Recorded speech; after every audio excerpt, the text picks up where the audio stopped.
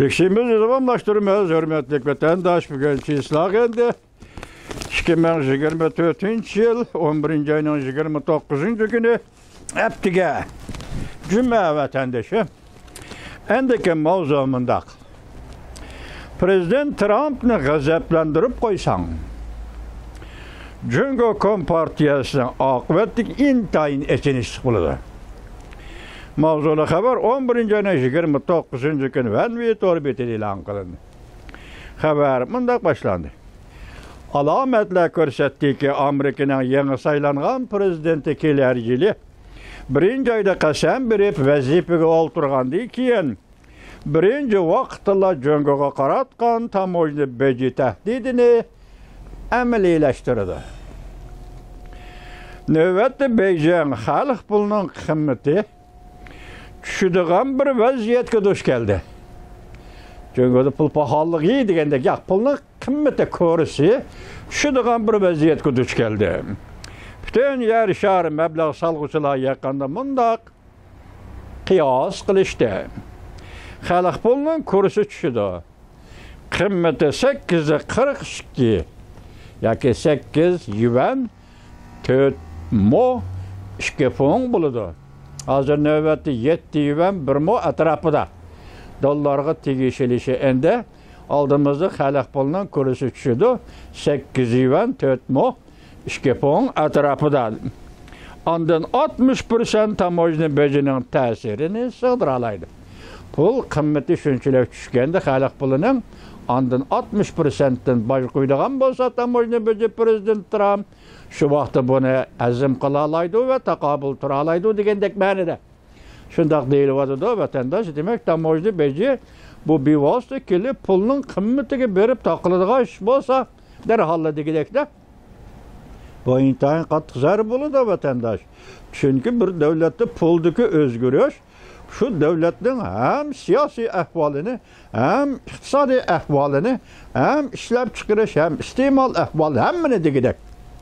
Hemmini degidek ölçep birdiğen termometre desiniz buldu. Pul birligi bir devlet o termometre desiniz buldu. Emniyet tegişili Cungo xalq pulunu dollarga degende emniyet dollarning qiymati yoki dollardan iborat mushu pul Cungo xalq pulining hozir pul bo'lib turish qiymatini belgilayotgan dollar bu vatandosh. Mushundaq ahvol ostida agar sen mustamojni yetib kelganda sening pulingda o'zgarish bo'lgan bo'lsa, demak hozir 8 yuan 4 mo 2 fon bo'ladi. Ondan 60%lik tamojni bejini singdiralaydi deydi. Tahlilchilar bunday ko'rsatdi. Xi Jinping doiralarining prezident Trumpning tamojni bejiga taqobil turishi tanlaydigan faqatla bir yo'li bor. U bo'lsa-mu bir maydon pul urushi qo'zg'ashdi. Demak bu yerda pul urushi qo'zg'ash degan gap nima deymiz? Pul muomala sohasida urush qo'zg'aydi degan gap. Bunda qilganda prezident Trump hukumatini ranjib qo'ydigan xatarga duch keladi. Agar Cungo hukumati mushu tarsaliq bilan pul urushi boshlayman deb shu maydonda ching turadigan bo'lsa, unda Cungo hukumati tamojni beji ya Cungo hukumati prezident Trumpni ranjitib qo'yadigan xatarga duch keladi. U chaqda prezident Trump tamojni bejini normadan tashqari texmi yuqori seviyega ko'tardi. Alakasini bu paraz qiyoslar. Masalan, hozir pul muomala sohasidagi, savdo sohasidagi, pul qiymat sohasidagi arboblar, olimlarning qiyoslari vatandosh shu vaqtga yetganda Beijing bardoshlik bera olmaydigan xatarga, yo'q, bardoshlik bera olmaydigan xatarga duch kelishga majbur bo'ldi. Majburiy holda shuna xatarga duch kelishanda buning chora yo'q dedi. Yana bir jihatdan prezident Trumpning 60% boj normasi. Bu deganlar, ya'ni odatda qo'yilayotgan bojdan olqib yangidan boj qo'yish yoki boj ustiga boj qo'yish degan shunday tushuning.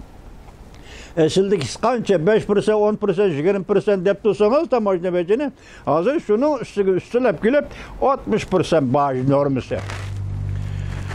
Quruqdan qo'ydigan yoki quruqdan quruq so'zlaydigan yo'q, chaqiriq emas bu deydi. Prezident Trump'ның baş normisi.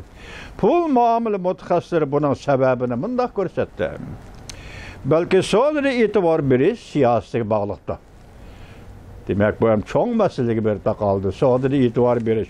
Sonra itibar beriş degende sen sonra itibar berişki erişken bolsan tamojni beji tüven buludu. Yani bir yer nem depti?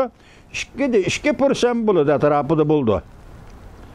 Eğer sen tamojni beji de eğer sen sonra itibar berişki erişelmegen bolsan uçakda tamojni beji tahminen 42% etrafıda.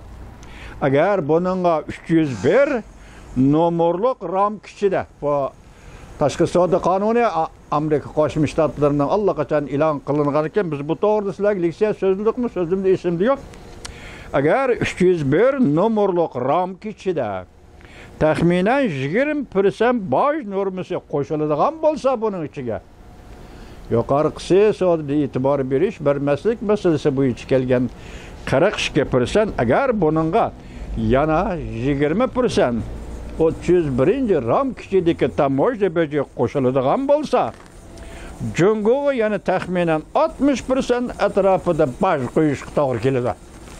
Demak, hozir saylam davrida va saylamdan keyin Amerika Qo'shma Shtatlarining prezidenti Trump efendining 60% degani bu demak qonun ichidagi ramki ichidagi yoki shunda qilish kerak bo'lgan bir siyosat bo'lib chiqdi-da bu. Mana tahlilchilar tahlil qilyapti buni. 60% etrafida boj qo'yildi. Jungo shuni aytganda 60% tamojni beji qo'yish sodada g'ayri e'tibor berishga barobar keladigan boj qo'yish normasidir. Ya'ni sodri e'tibor berishga g'ayri oldi deganda bu yerda sen hozir sodri e'tibor berish siyosatidan bahramand bo'lganda o'ylasan Jungo. Agar sen 60% dan boj qo'yiladigan bo'lsa, demak sen sodri e'tibor berish siyosati yo'q degan gap. Onun qarimi degan gap 60% bu bir chek deydi. 2% dan bajarish normasi bu sodri e'tibor berish siyosatiga bog'liq. 60% ga yetganda bu sodri e'tibor berishni qoldirilgan shundaq bir ahvolga barobar keladi. Buningga 301 ramkilik 20% tamojni bejini qo'shganda tamojni bejining umumiy sommasi bo'lib qo'shiladi. Yani 60%ga 20'ni qo'shgan nim bo'lib ketdi bu? 80%lik tamojni beji bo'lib ketdi vatandosh. Bu tamojni beji qo'shganda tamojni bejining umumiy sommasi bo'lib qo'shiladi. Bundan shuni ko'rib olish mumkinki Prezident Trumpning boj qo'yish normasi tayyorlik bilan kelyapti. Demak bu chaqchaq emas, quruq gap emas, so'zlabla qo'yilgan saylam raqobatida o'tirib qo'yilgan shiorlar emas, rasmiy Prezident Trump'ның boj normasi, Jungoga qo'yilgan boj normasi tayyorlik bilan kelyapti. Bu o'yin emas deydi.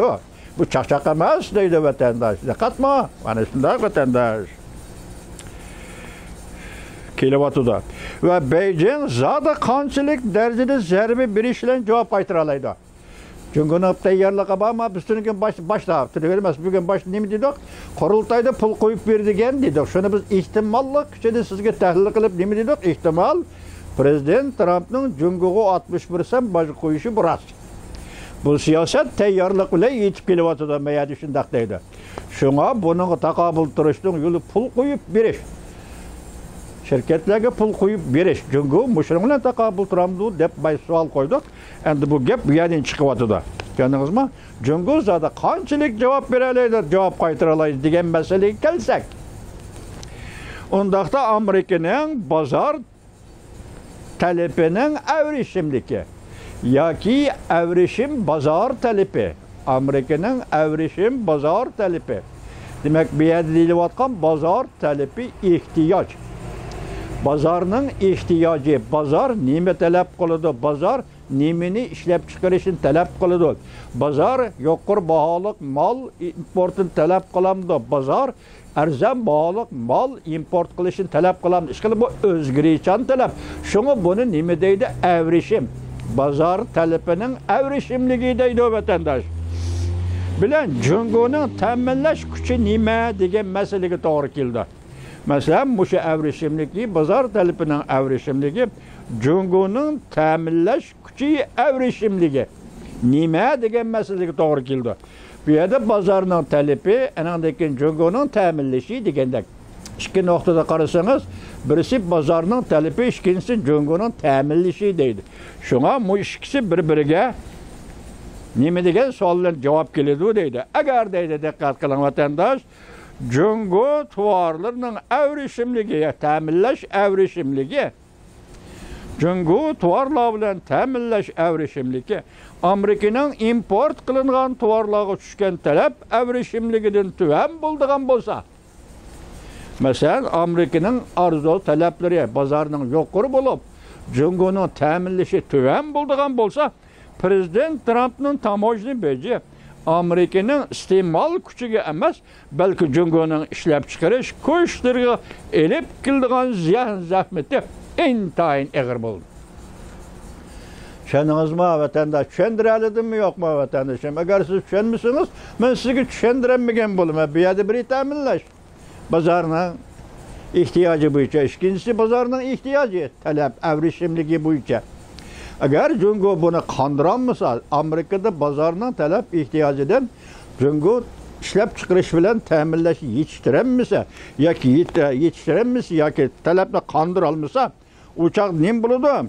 Bu Jungoning ishlab chiqarish kuchlari elib keladigan ziyon zahmati 61%lik tamojni bejining intayin og'ir bo'ladi.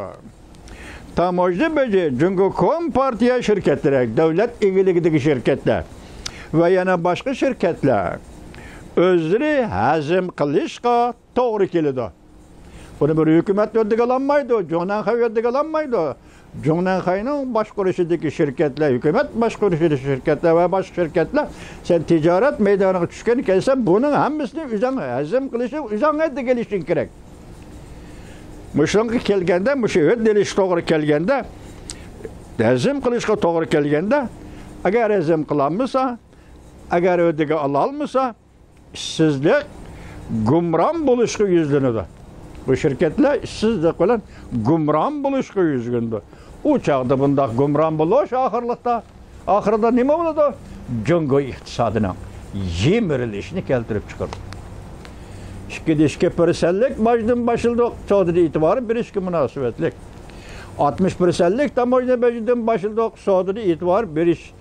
Erişilmegen devletlerge koyulduğun başı. Hazırki dünyada Çavuşan, Koriya, yani Çavuşan, Sosyalist Koriya, onundaki Rusya, onundaki Kuba. Bu üç devlet Amerika'dan Suud'da bahraman buluşqa tegishlik emas devletler veya ki Suud'da bahraman buluş siyasi buladı mahrum kılınan devletlerken başka devletlerin hemisi Suud'dan bahraman iken Jungo şunun içinde endi bugünkü 61%lik tamojni bejining ahirgi hikoyasi mana bu yerda to'xtadi vatandosh.